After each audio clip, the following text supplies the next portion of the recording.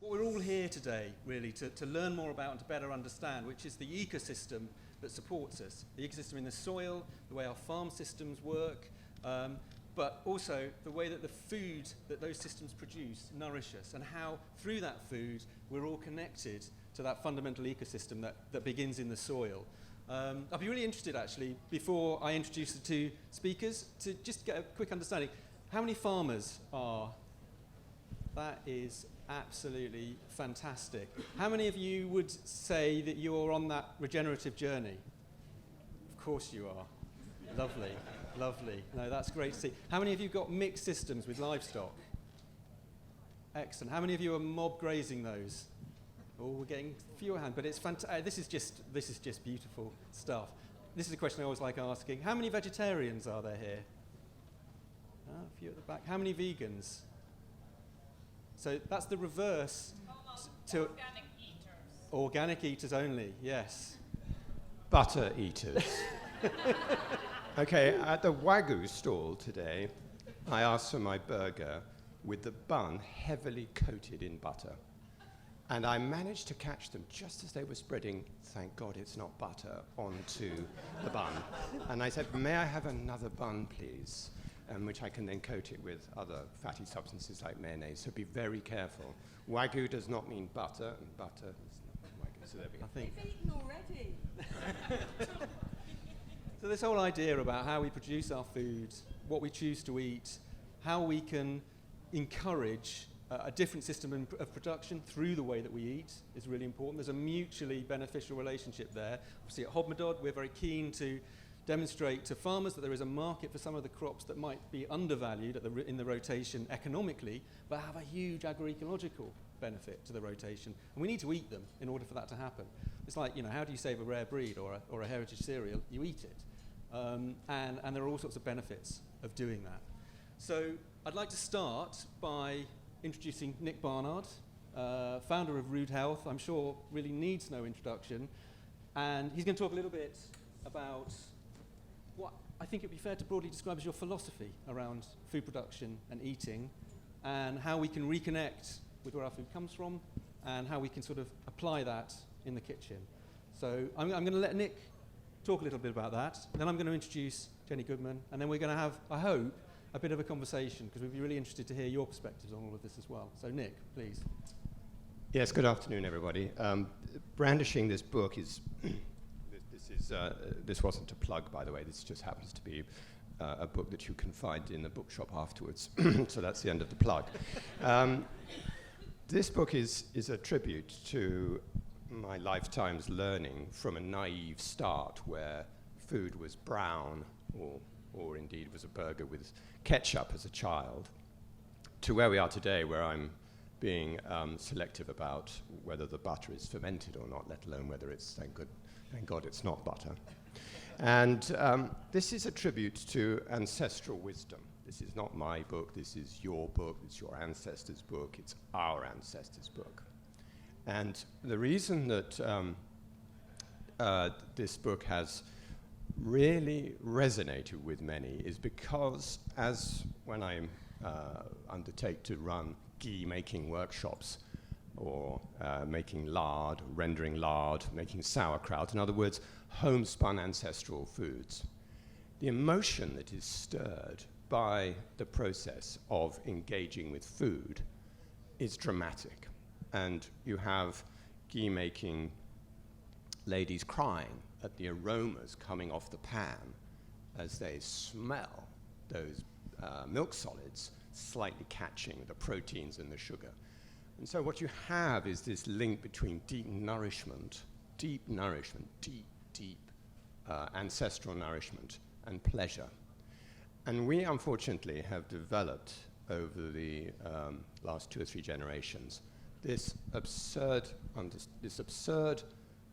principled interpretation of food as to be overly simplistic, not very varied, and always cheap. Always cheap. And what this has done is that it has allowed us to we have willingly fallen into the trap of sleepwalking into our food choices. And we're here today with this talk to inspire you to understand that those choices are all yours. Just as Josiah talks about, if you want to encourage the availability of heritage meats or arable, then you should produce it. If you want to discourage the sort of foods of what are in effect that they're lacking in nutrition, those foods of commerce, you just stop shopping for them and you make your mark by preparing simple heritage foods yourself. And this is linked inextricably to the sense of what nourishes us and what nourishes the soil are one and the same. And the demise of our health, and it is the demise of our health, human health, is mirrored intimately in the soil.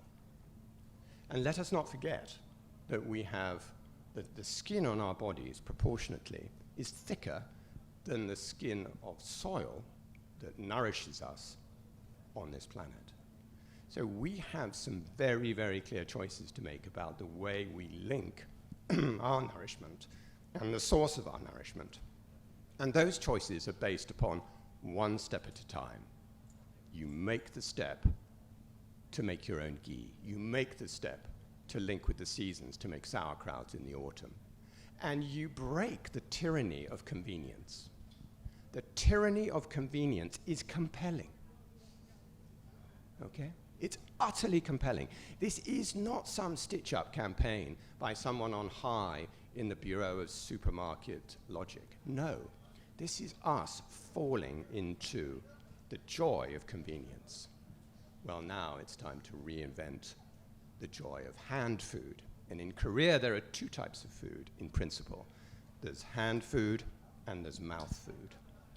Mouth food is what you find in most food stores. In other words, these are foods of commerce with poor nutritional, in fact, lacking in nutritional excellence.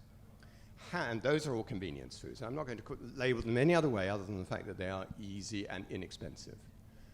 Hand foods are those foods that you make in your kitchen and you source with diligence, you craft with love, and you assemble and share. And that will then cascade down all the way back to the farm gate and into the soil and create this wonderful virtuous circle that is already beginning to happen. And the great breakthrough is exactly as Josiah interrogated you. How many of you are mixed farmers? How many of you feed yourselves? Put your hands up. How many of you feed yourselves? I mean, wholly, preaching to the converted. But that is the way forward. When you visit a dairy farm in Devon, when one visits a dairy farm in Devon, and you see supermarket value beef defrosting on the range, well, outside there's some of the finest dairy beef, because obviously you all know that dairy beef is the superior meat to beef, livestock beef. There's a yard full of the most nourishing and delicious beef. And that is the regime we have to break, one step at a time. Brilliant. Thanks, Nick. I think that's a really good opener, and I've made some notes on some of the key things that perhaps we might come back to as we go into the questions later on. And I've just written down diversity in our diets and diversity in what we find in our farms. You know, that we are dependent on maybe 3 or 4 species, of which within those species globally there are maybe a dozen varieties being grown at any given time, and that we've lost a lot of the genetic diversity that we would otherwise have found on our farms. What's that doing to our gut health? And I think Jenny may have some answers there. That emotional connection, which I think is really, really important. And when we started Hodemedod and we were sort of naive NGO workers and we were looking at how we could create a route to market for crops, we felt we had to approach farmers as kind of rational actors that were making a set of economic decisions and they had a business head on. We've come to realize that your motivations are much more complex than that. There is a sense of belonging, a sense of place, a sense of heredity, and that we shouldn't be ashamed or embarrassed about talking to you about beauty and love and the aesthetics of the farm, and that if we can talk about those things, actually, we can foster a stronger connection. And then this whole idea about seasonality and seasonally eating, which I know Jenny, I suspect, is going to touch on a bit more. So a few points there. Dr. Jenny Goodman, author of a fantastic book, Staying Alive in Toxic Times. I think let's make the plug shameless. It's on the bookstall. Rush over there. She'll sign a copy for you afterwards. How's that? That's great. Have you had the subtitle? Oh, yep, go for it. Staying Alive in Toxic Times, a seasonal guide to lifelong health. So it's Brilliant. partly about eating seasonally, but it's much more than that. And Jenny practices ecological medicine, which I would have to confess to having been quite new to until I began looking through your book and reading a little bit more about it. And I think it's something that we're all going to find pretty enlightening if we haven't come across it before. So Jenny, do tell us a little bit about. Thank you very much. Okay, so I qualified as a doctor a long time ago, 1982. And I went into medicine because I wanted to make sick people better. Although I had been warned not to say that at a medical school interview because it was too soft and sissy. But I also wanted to know what causes illness and how we can prevent illness. Only sadly, that wasn't on the syllabus, not for 1 minute in 6 years. So, long story short, I became profoundly disillusioned with conventional medicine. As farming is dominated by the chemical industry, well, so is medicine. Just the pharmaceutical industry is a branch. You make pesticides, you make antibiotics, you make antidepressants. Same thing, and it's much more dominated by it now than it was 40 years ago. But most of all, what I was seeing was emergency medicine. Everybody that came into the hospital when I was a junior doctor, it was an emergency, and I wanted to know, well, how did it get to be this bad? What's been building up in this person's body all those years that nobody's noticed? Now, orthodox medicine is brilliant at dealing with those emergencies, but where I saw it failing utterly was dealing with the chronic diseases, which are our real pandemics. 3 million in the UK with diabetes, 1 million with Alzheimer's, heart disease rampant, cancer rampant. Could you put up your hand if you know anybody who has had cancer? Thank you. That is chilling. That is virtually every hand in the room. Had I asked that question 40, 50, 60 years ago, it would have been maybe half a dozen people. So that is the pandemic, and neurodegeneration and neurodevelopmental problems in children. What I saw, and what I still see, is orthodox medicine not only failing to successfully treat those conditions, but failing to ask the very basic question, why are they happening? Right, clearly, this was not the case 100 years ago, so we're dealing with environmental factors, not genetic factors. We're dealing with environmental and nutritional changes. So I was very, very lucky about 22 years ago to discover that I was not the only doctor fed up of dishing out the anti-drugs, the antibiotics, the anti-epileptics, the anti-inflammatories, the antibiotics, the anti-everythings, and I wanted to know how to get alongside the body and support the immune system and support the body's own processes. I was lucky to discover that there was such a group of doctors called the British Society for Ecological Medicine. And from them, I have learnt, from them and from my patients, I have learnt everything I know. So the past 21 years, I've been practicing ecological medicine, which is precisely about making the connections between the field and the food and the body. So it's ecological in two ways. One is that it sees the whole human body, the whole human being, as one joined up ecosystem. You know, so the thigh bone's connected to the hip bone, all right? So we know that from the song, but we don't get that in medical school. You will have someone going to the rheumatology department for their joints, and the respiratory physician for their lungs, and the dermatologist for their skin, and the gastroenterologist for their gut, and nobody pulls the whole picture together. That's what ecological medicine is for. That's what we're doing, saying, well, something's wrong in your whole organism. Let's look at how all these things link up and what could be the nutritional and environmental factors causing all these problems.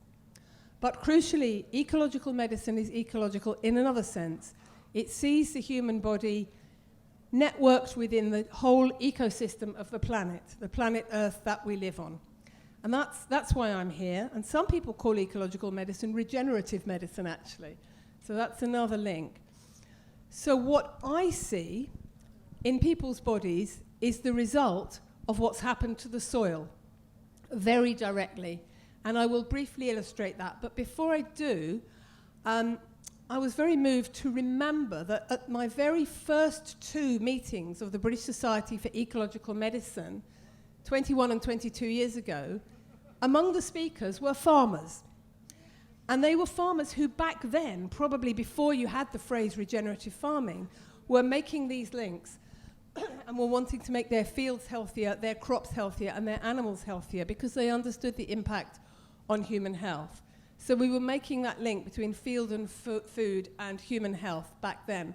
And I will just say their names. I believe they're both no longer with us, just in case anybody here knew either of them. One was called Danny Goodwin Jones, and one was called Mark Purdy.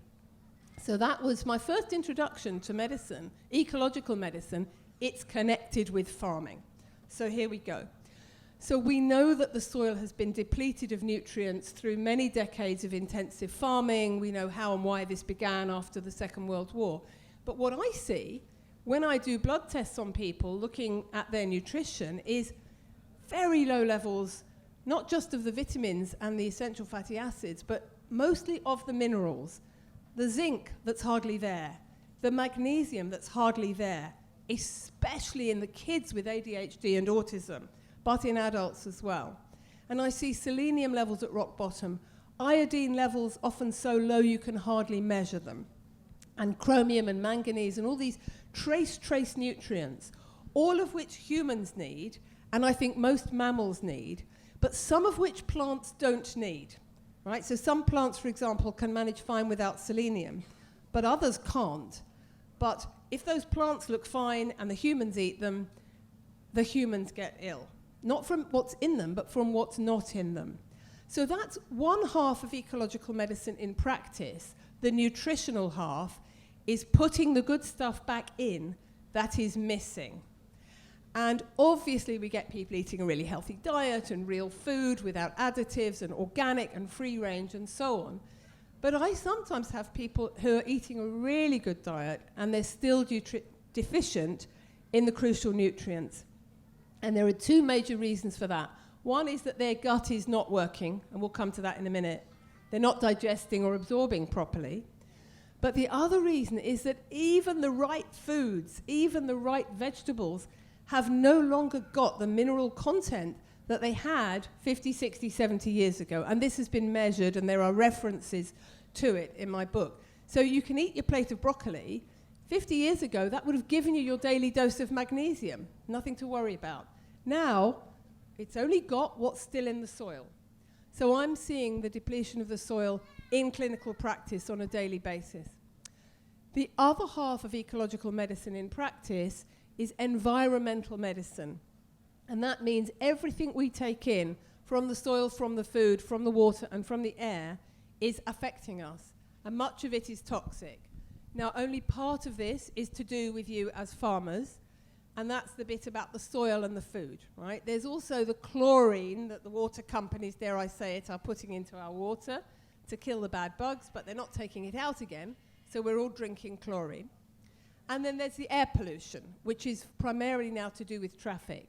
But the bit that concerns farmers is the biocides, right? Bios is Greek for life, cida, C-I-D-A, is Latin for killing. So the biocides are killing us as well as the creatures they're intended to kill. So herbicides, fungicides, insecticides, pesticides, they're all derived from nerve gases, they're all toxic, and they're all endocrine disrupting compounds. They mess with our hormones. In particular, the pesticides are estrogen mimics. They look like estrogen. They sit on those receptors in the body, and I believe they're largely responsible for the epidemic of reproductive cancers. So that's cancer in organs like the breast, the prostate, the testis, the ovary, and the womb. That's another epidemic. So I measure the levels of these substances in people's bodies, right? Only ecological physicians do that. Conventional doctors have never even thought about it. And I find them frighteningly high, not only in people who live in or near a non-organic farm, and rural dwellers particularly, if their windows are open and somebody's spraying, they can become very, very ill. But also in people who put flea collars on their dogs or spray insecticides on their dogs and cats and so on. So I'm busy trying to educate people about the sources of those substances and how to avoid them, but also I'm detoxing them. And the last thing I want to say at this stage is about the human gut. What I'm seeing when I do a stool test and I look at the microbiome, what's left of it in the human digestive tract, is monocrop. Same as the monocrop agriculture on the fields. I'm seeing species loss. I'm seeing hardly any diversity. There should be a huge range of bacteria, fungi, even viruses actually in the digestive tract, most of which are friendly fellow travelers. You know, in the book I call them our trillions of tiny companions, and we need them. And they have been decimated partly by antibiotics from the GP, partly by antibiotics in the animals, in the water, because if the animals have fed them, they pee them out on the fields, they get into the water table, even if you wait a few days to stop the antibiotics before you send the animal to slaughter. But also the people are eating pesticides if they're eating non-organic. So that is what I'm seeing, and obviously we have many, many methods to repair the lining of the gut, to make it healthy, to make it capable of absorbing food again, and also capable of not absorbing what it shouldn't be absorbing, which is undigested protein, which is one of the reasons for food allergies. Okay, I think I'll stop there. There's always more to say, but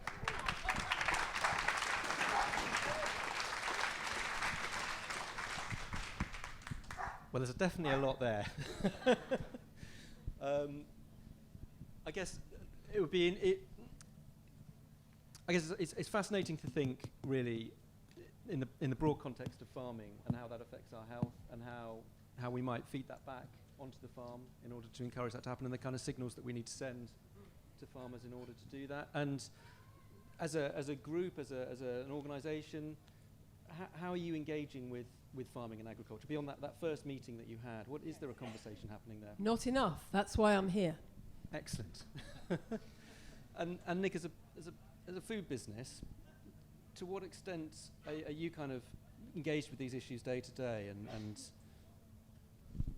Well, it's been 16 years since Root Health was established, and the ethos behind Root Health remains the same, which is about quality nourishment that is available for you to purchase, but that is no better than your home-produced foods. It's just more convenient. So here I am giving you convenient home-style foods. And that takes us all the way back as far as we can go to the farm gate, and it's as selective as our understanding about oats and our oat producers, whether they're in Scotland or in England, and how they're milled. So we've become extremely sensitive towards quality. And this goes all the way back to the quality in the soil. And I'd like to also pick up on the quality of the soil. And what is really interesting from a number of years of going to the Acres conferences, which I'm sure some of you have been to, and the magazine, as you know, is a monthly Bible to have by your bath and read after a long day of practical work. Acres magazine is so highly recommended. It is, as with America, it's way ahead in America with regenerative farming, and then way behind in the majority in terms of the fact that most of their food is radiated and dead. But I'd like to pick up on the point that you make about soil, which is from learning from Acres and learning from the visits to farms in America. The nutrients are there, it's just they're not bioavailable. And they're not bioavailable because the soil has, as per our gut, is dysfunctional. Because it's being fed junk, just as we've been fed dead food, junk. The apocryphal image of that hamburger sitting on the windowsill, you all know this. It sits on the windowsill from a well-known fast food hamburger chain, not Wagyu beef and no butter inside. How many weeks does that survive on the windowsill at ambient temperatures? It's weeks and weeks and weeks. Bread that comes in a plastic wrap that stays conveniently fresh. And of course it's because it's dead. And it's dead so that your gut is responding to dead substances, just as the soil is deadened by the treatment of generations of convenience-loving farmers. If you take a farmer if you take a shepherd, if you take any of these practical, absolutely essential roles in our society, the way that it has been targeted for giving a life of convenience is no different to the way that the rest of society has been targeted to be able to enjoy the luxuries of this so-called time through the convenience. And the losers, the loser is nature. And we are of nature, and so our gut and the soil are walking parallel, side by side, intertwined into this abyss. And this is the challenge we face today, is to keep this virtual circle going. I mean, I would also say that some of the nutrients that still are in the soil are not available because, and this is where I finally will learn how to pronounce it. Is it mycorrhizae or mycorrhizae? Mycorrhizae. Okay, well, the plural will be AE at the end. So mycorrhizae. Okay, the mycorrhizae have been killed, haven't they? Those wonderful, sacred little tiny fungi whose job is to fix the nutrients that still are in the soil into the roots of the plant. So do read Merlin Sheldrake's book, Entangled Life, which is all about fungi. Fantastic. But if they're not there, even such nutrients as remain won't find their way into the roots, into the plants, into us. Now, I noticed there's a stall selling bacteria and mycorrhizae mixes to put on your earth. And I'm sure that's well-intentioned and does a little bit of good. But it's like me giving probiotics to patients. The gut's been so depleted, we don't know what the original mix was anymore. We don't know what should be there. So we're just putting in some goodies and hoping for the best. It's worth doing, but it's only a tiny part of the answer. The answer, of course, is real food. It is, and it's interesting to think about how you've talked about the segmenting of medicine into reductionist thinking. Well, farming has, and industry and so on, farming industry, has followed the same lines. And what's been extracted from our bodies is the biology, and what's been extracted from the soil is the biology, and what's been extracted from our thinking is the biology. Yeah, absolutely. And I think you're right. The sort of the reductive nature with farming post Second World War, there was this push towards simplification and specialization. You are a livestock farmer, you're a dairyman, you're an arable farmer, and that restoration process around the soil microbiome is about rotational good practice. And diversity. Mixed farms are what's best for the soil and what's best for our bodies. Yeah. I think it's also worth mentioning, and we have had a preparatory Zoom call. Oh, Zoom calls for, deadening nature. Crikey, it's really supremely violent at deadening nature, these online calls. But we did have an animated call. We did. And what we also talked about was, and again, one has to admit that we are falling into, we love our convenience and we love our comforts. But the other aspect of this is that the short span of human life gives us no indication of you touched upon it, who do you see in your waiting room, after a 30-year span. But this short human life gives us this extraordinary selective, indeed, inbuilt amnesia to, be able to learn from past history, which, of course, whether it's the Dust Bowl or whether it's the Egyptian Empire and so on, but also that sense of not being able to assess that there is a real change going on, change of shape, change of wellness. And there's a really good idea of, really good way of thinking about this, is that what we've been subjected to is a slow violence. A slow violence where it's creeping and insidious, and you barely notice it until it, as you say, you put your hand up, somebody's been touched by cancer, and then all of a sudden you're plunged into the sense that there is malaise rife out there. But let's also think, and I think it was Jared Diamond who made this reference to the fact that the history of the earth is about the length, let's say you associate it with the length of your arm. And if that's the history of the earth, then our domain, our conquering the earth, these are such horrible words, conquering the stars, conquering the ocean, conquering nature. What an abomination. Our span on this earth is less than the width of a shaving of a fingernail. So this is not slow violence, it's actually very rapid violence, but of course that's in the span of the Earth. But in our span, it's creeping, and that's the issue that we face, and that's where the change has to be hard won. Every convert to regenerative medicine and regenerative agriculture, every single convert is worth the effort. I think that's right. And in chapter 7 of my book, and also in the intro, I do discuss what you've been saying, really, I call the evolutionary perspective. So, you know, we've only been farming for 10,000 years. That's a fraction of the time we've been around. We've been around as a species for a couple of million years.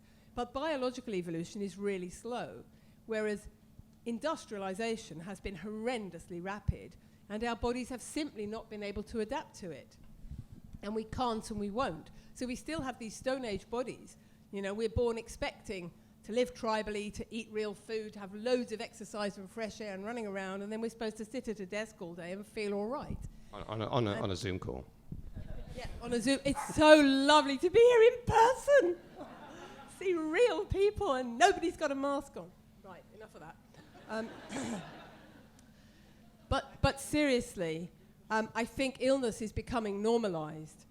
You know, if you say, "How are you?" to someone and they say, "Oh, I'm knackered," that's normal now. It shouldn't be. We should have loads of energy. We should be able to think clearly. We should not have memory problems until we're in our late 80s or 90s. And there's just so much illness around because we're living in a completely artificial way.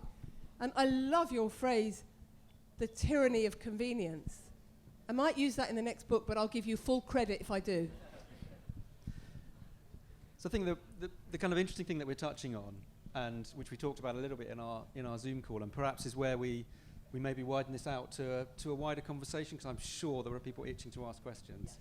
But I mean, I think what we're touching on fundamentally here is how do we create this shift, this cultural shift that enables this change to happen? What are the values we need in place in order to see a transformation in the systems that arise from that? And I think it's all, you know, you could argue it's all very well for us to say everyone should be eating organic food or food from regenerative agriculture or food that's but there will be people that come back to us, I'm sure they come back to you. Yes, I think if to consider the role of food as an experience, you know, as hand food experience, to me is a critical part of this. And I'm not going to say whether it's organic or biodynamic or regeneratively sourced food, but that they are ingredients, store-cupboard ingredients that you're going to assemble into a meal. Now, this simple act of having an intimate relationship with food, given that more than 50% of the world's population is now urbanized, is really the only connection that the majority of people on this planet have with nature. So it is, in fact, the source of the reconnection with nature, is in the handling and the selection and the understanding of how to bring out nourishment or encourage nourishment or increase nourishment in food, as well as the pleasure and the social and the emotional aspects of food.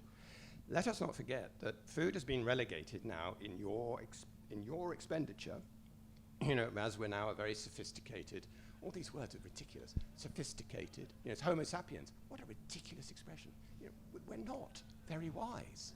You know, we now spend, what is it, less than 7 or 8% of our disposable income on food. And in countries where they're less sophisticated, another ridiculous word, or another expression, they're spending 23, 24%, which of course historically is what we used to do. Recall also how food in our Western convenience diet has been relegated to monetary and taste parameters. In China, I'm sure some of you will know, you greet, and you don't say, as Jenny was saying, you know, how are you? Oh, well, my back really hurts. No, in China you say, you know, how are you? You don't say, how are you? You say, have you eaten? You greet somebody for the first time, have you eaten? Have you, actually the expression is, have you eaten rice? Let's not go there as to how good rice is for you, but anyway, point is that there is that intimate, that binding together of oneself within nature. And that comes through the recognition through your hands in the soil, through your shock at illness in a member of your family, through an understanding of the joy of making food yourselves? So I think, Josiah, you were asking also how we change the culture, because we're all there already, but how do we get it out to the wider world? And I think one simple way is in the schools, right? We don't need food technology GCSE, we need cookery GCSE. And we don't need kids of 14, 15 learning bloody calculus, we need them to learn gardening. And I would make gardening GCSE compulsory, and from a purely personal point of view, I'd make maths optional, beyond the basic arithmetic. No, but seriously, we've got to get kids digging, and they've got to get it taken seriously by the schools. And it is beginning to happen. Some schools have got gardens. And yeah, when my patients say I can't possibly afford to eat organic, when I'm saying, if you're eating meat, it's got to be organic. And I say, yes, you can. You just eat it twice a week instead of 5 or 6 times a week. And then you will replace quantity with quality. And I also point out, as you said, that back in the 50s, we spent 33%, a third of our entire income, on food. And now it's down to 4, 5, 6%. I have had people sit opposite me in the consulting room and say, I just can't afford to eat organic and free range. And 5 minutes later, when I'm confirming the date of the next appointment, they say, oh, I can't make it, I'm going to be in Barbados. And I think, well, you've got your priorities wrong. Fantastic. Do we have any questions? We've got a microphone at the back here. There. Excuse me, sorry. Okay, it wasn't a question, it was more a point. We've all heard that mental health is better in people who are out in the countryside. And I always thought it was because of some spiritual thing of being in the green and what have you. But I read a study recently that showed that there's some of the soil microbiome contains bacteria that we ingest when we're gardening, and those bacteria affect our gut microbiome, which in turn affects our mental health. It is absolutely that, and it is also the electromagnetic field of the earth, which is the one we've evolved with for millions and millions of years. So you stand barefoot on the grass, it's worth hours of yoga and Tai Chi. It's an instant relaxation. I'm always intrigued by the fact that evolutionary, the colour that we're predisposed to see most differentiation in is green. Green is the colour where we can identify the most shades of any colour, and that's because we are woodland edge creatures, and we need to kind of think about that in all our interactions. Another question, just over here. All right. Take the mask off, and then you think everything's back to normal. Hi, thanks. Yeah, I just wanted to ask, both of you have alluded to the statistics around how much of household income has been diverted in other directions away from how much we spend on food, and how that's changed. And I can't help but be struck by at least perhaps a personal opinion, but I mean, as a statistic standing alone, that seems like perhaps that is a statistic which reflects a problem of affluence rather than something which is going to be consistent across all different economic classes and different races and people who are living in different types of situations in society. And I'm wondering, in terms of actually transforming the food system and making sure that everybody has the same degree of access to genuinely nutritious food, what types of things need to be proposed to make the type of food that you're discussing genuinely affordable for everyone, and ensuring also that the people producing it are getting a good price and a fair price for it? I think it's inescapably political, is it not? The government should be subsidising the small-scale family farms that are trying to do things organically and regeneratively, and not subsidising big agriculture that's turning the entire country into one monocrop field. Yes, there's also a structural issue here around that which Jenny has alluded to, which is our capabilities have been lost in terms of handling hand food. So a chicken, let's say it's a 6-week bird. Yes, it's a 6-week bird. But that bird will give you 3 or 4 or 5 meals. But there is no technology in how you extract 5 meals out of a chicken. Okay, there's lots of technology about making turkey Twizzlers, but that simplicity goes all the way back to we have this ability in our own hands to transform the landscape of our own wellness, and also to influence the sellers of what's in effect dead and so-called food. Yeah, so I think personally, as someone involved in food business, and I think for a lot of farmers, I think we often beat ourselves up about this a lot, which is why is it that we can't sell food cheaply enough for people to be able to buy, because that's what we're often confronted with. It's, why is your food too expensive? And the question really is, why do we have such uneven distribution that means that a lot of people can't afford to eat properly? What is it? As you say, it's a political question, and it relates to distribution and the way we've chosen to organise society. And I think as producers of food and sellers of food, we do need to be deeply concerned about those structural issues and the way that we can affect them through politics and through our actions. The other social obstacle to change is that junk food, fast food, industrial rubbish that's called food is highly addictive. It's full of sugar, it's full of salt, and it's full of bad fats as opposed to good fats. And they are very addictive, and they're designed to be so because people are not just buying cheap rubbish food because it's cheap. They're buying it because they're hooked on it. I think it's very well worth considering that we are in transition. You are all here in transition. We are representing a transition. Bring it on. And the book to read that will focus your minds, and it's a crime thriller drama called Why We Get Fat, okay, by Nina Teicholz. Nina Teicholz spent 11 years, she's an American investigative science journalist, and she spent 11 years researching the lipid hypothesis, which is, that fat makes you, gives you heart disease and makes you fat, or indeed has been contrived to be a contributor to. And now there is this fear and really aversion to fatty foods, or indeed genuinely foods full of good, nourishing fat. And what you will learn from reading, and it is so highly recommended, this book, because it will transport you into an understanding of what we're up against here, which is that you make money out of ultra-processed foods. You don't make money out of rendering lard. You make money out of ultra-processed oils. You don't make money out of making ghee. So those, again, it comes back to my point. This is not an expensive, difficult transition to make in your kitchen. It's about acquiring the practical skills and the practical understanding of what constitutes nourishment with the flavour. Another question. Hi, just kind of a follow-on from that one. Obviously, the transition is happening, and at some point, we are going to have food that's nutritious, that's available for everyone. But in the meantime, for those people that the choice is not between going to Barbados and buying organic, free-range food, what would you recommend to people who the choice is between that and repairing their car or something like that? Yeah, or their house. or their house, Yeah, so I mean, the question is fundamentally is that not all of that spending is frivolous, and that people are meeting immediate needs that need to be addressed, and there are reasons why that they're struggling to do that. And yeah. I mean, one thing anybody can do is make a window box and start growing salad on the window ledge. Yes, right? and you can also you can transform your nutrient, your relationships with growing food even more easily than that, if I say, by sprouting seeds in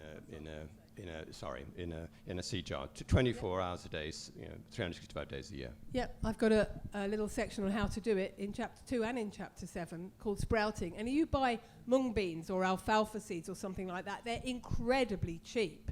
I mean, one packet will cost you a few pence and will last for months and months and months. You soak them for 12 hours in water and you sprout them and they grow. And they're infinitely more nourishing and more digestible once they've been sprouted. And it's so cheap, it's almost free. So that's the place to start.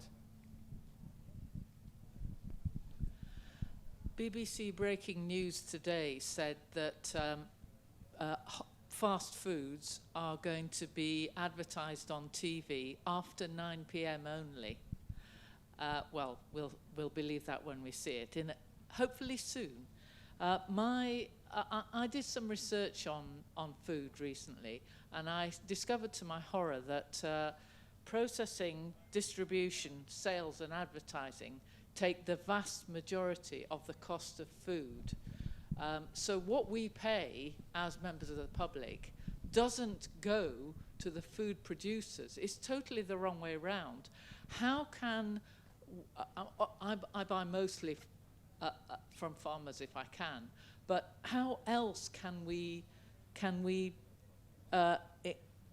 persuade the policymakers that we need to pay the farmers more and buy better food. Josiah, this is really your question. You built a business around that very strong. I think you're right. The whole idea of a minimally processed food, packed simply, which you do as well, and I think it's very difficult to make that appealing. I mean, there are some interesting analogies around other sectors where things do harm, and what do we do about those things? Where are the cigarettes now in the supermarket? They're tucked behind the shelf. They have a warning on them. There are direct policy interventions that are being suggested around food. I think that's a really difficult area to get into. There are behavioural changes. I don't know if anyone saw Tim Benton's talk yesterday morning, which was absolutely fantastic, and he suggested some of the behavioural shifts, like making the what you might argue is the better dietary choice the first option on a menu in a canteen or in a school, and making the second option the least bad, the worst option. And people will just choose the first option, and it's not that they're not being offered the other thing, they're just not going to make that choice. The issue there, Josiah, is, as was pointed out to me on the Isle of Lewis the other day, that in Timsbury Primary School, children are not allowed to bring full-fat yogurts in their lunchbox. Or not. So this is the issue about the policymakers not being in transition, because they're just catching up with the that fat is bad story. And just to yes, well, and again, who's mentoring? Who is justifying these decisions around what constitutes wellness? Because this is these are throwback ideas about what constitutes nourishment. And just to set the record straight, the book by Nina Teichholz is called The Big Fat Surprise, and Why We Get Fat is by Gary Taubes. Both of them are absolute must-reads. Yeah, I mean, I think one of the things that you talk about in your book, which is fantastic, and it's something that we all need to bear in mind, is that we're all different. There is no one-size-fits-all diet. There is no one-size-fits-all answer to good nutrition and good health. And so there are very few, I think only 4 basic rules that apply to absolutely everybody. Don't eat sugar. Don't eat artificial additives because they're junk. Eat your greens and eat free-range organic because that's real food. Beyond that, as you say, we are all different. And what we need to eat depends on our gender, our age, our metabolism, our genetics, the season of the year, the kind of climate we're living in, whether we work manually or not. All those things make a difference. And so I've got a section called Suck It and See. Right? When you've applied the basic rules and you've stopped eating junk and you're eating real fresh food, guess what happens? Your body starts telling you what food you should be drawn to and what food you don't want. And those messages, once you've broken away from the addictive junk foods, are accurate in the same way that someone who's pregnant gets a message about what they're craving is what they need and what they've got an aversion for. You listen to the body. So once you clean up the diet, the body gives you accurate messages, and they will indeed be different for everyone, and at different times of your life they'll be different. So there's a fashion for paleo, cutting out carbs. Well, hang on a minute, don't do that if you're under 19, because you need your carbs, you need your energy. So when people say, look, should I be a carnivore, a pescatarian, a vegetarian, a vegan? The answer is yes. All of the above, at different times, in different circumstances. If you're going to be vegan, do it in the summer. Because if you're vegan all winter in the UK, you will get vitamin D deficiency and the mental health problems and the immune deficiencies that go with that. Yes, I think this also makes a really good plug for another book called Nourishment, which is on the stand over there by Fred Provenza. Anybody come across Fred Provenza in your reading? Remarkable animal behavioralist. And what he started off doing, as my daughter has done recently, joining the medical profession, is to fall into the reductionist trap, to ape every single piece of data and then to regurgitate it. And he had his breakthrough, his transitional enlightenment, as it were, when he was observing goats in New Mexico. And he realized that they were eating toxic foods, but then in the afternoon they would go, and this is a very rough précis, in the afternoon they would go into the higher mesa and they would eat tannin-rich foods that would then neutralize the toxins that they'd had in the morning. So they were self-medicating. Yes. And what you've just described is this, again, this slow violence that we've fallen willingly into. You climb out of it, and what you rediscover is flavors related to your wellness, and wellness that drives you to flavor. And this is the most, you have those, let's think of all those sentimental stories about, I used to eat Oreos and then Diet Coke, that was my way of life. I had terrible bloating, and then all of a sudden, I switched to this totally exclusive diet, and you're all sinners if you don't follow my diet. Okay, misery is my mantra, and if you don't follow me, you are all sinners. Well, of course you're going to feel slightly better if you're eating broccoli after living on Oreos and drinking Diet Coke, okay? But where you transition to, so my story isn't at all as sentimental as that, but my story is based upon the fact of discovery and this sense of being alive and respectful to food and the relationship that you have with food, and it becomes a central part of your life, and it also causes you to reject and thank goodness it's not butter, whatever it's called. I think we've got just time for maybe 2 questions. Did you have a question? How fast can you move, Nikki? Can you get... What scope do you see for social prescriptions for getting the message out for regenerative health and regenerative agriculture, and also getting out the message that not all meat is raised equal? And I've been through advanced cancer, and certainly the message that I came across looking into all the things you can do around cancer was to give up red meat and dairy. And in fact, as some of you well know, the omega-3, the balance, what you can get out of grass-fed cattle and dairy is completely different nutritionally, and we need to get that message out. And I certainly went through cancer treatment with iron deficiency and B12 deficiency, and actually we need to get that message out of healthy farming, healthy people, healthy nutrition, and also how can we make it much more accessible to food banks and food poverty, because yes, the cost of food might be very low, but actually there's been a huge rise in the number of people needing food support. And actually, the first port of call there is tin food or dry food. It's not real food. So how can we address that also? Yeah, I mean, certainly I think there's a big issue with a lot of that food poverty work about where that food is coming from, and it's often surplus food, not necessarily the best food, and I think that's very challenging. Coming back to the social prescribing, is that how do you feel about that? GPs are almost drowning in overwhelm right now.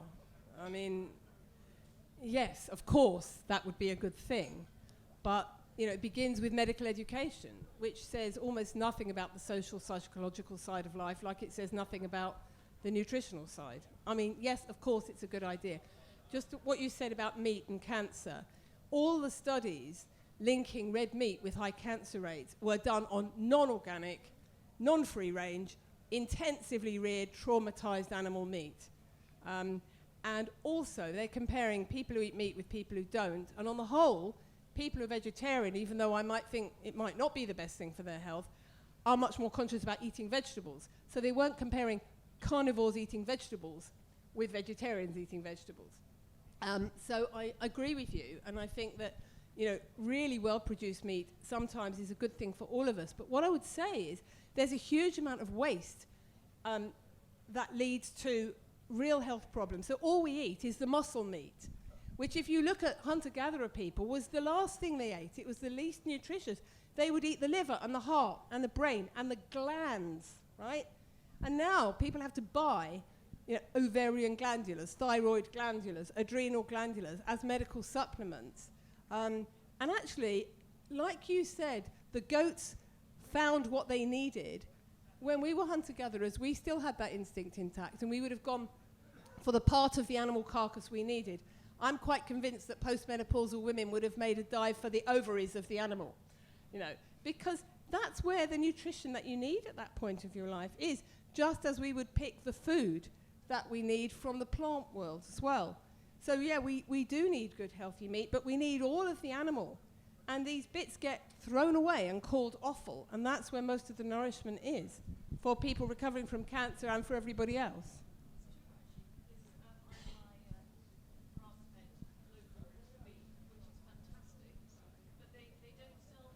Yeah. And it's quite hard to get the carcasses as well. And as you say, you can get 5 meals out of a chicken because you're using the carcass, you're making bone broth. I think there were a couple of questions over there. So, This is the last question, I'm afraid. that's all right. So there's obviously regenerative doctors, but is there regenerative vets? Because I've got a bit of an issue because we're a poultry farm.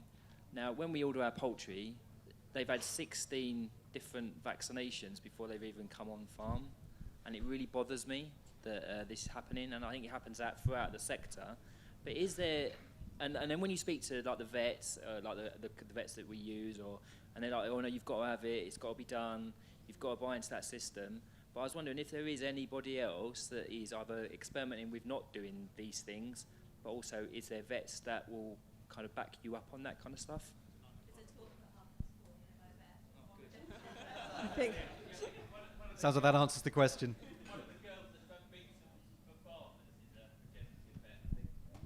They are out there. there are holistic vets. Yeah, there's a friend called Will Winter in the States who's a big animal vet. And in the States, you're not allowed to practice as a holistic vet. You're struck off immediately. Yeah.